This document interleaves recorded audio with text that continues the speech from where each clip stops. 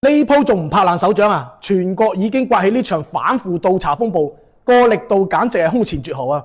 人員晉升倒查10年，貪污受賄倒查20年，所有公職人員就算退休15年，75歲都照拉。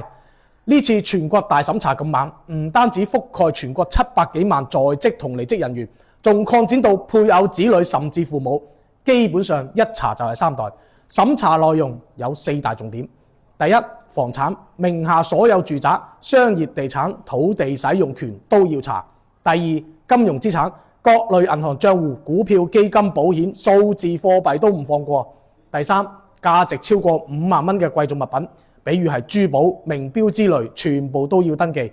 第四，近親嘅經濟狀況。而且今次大倒查用到嘅調查技術手段都係前所未有嘅。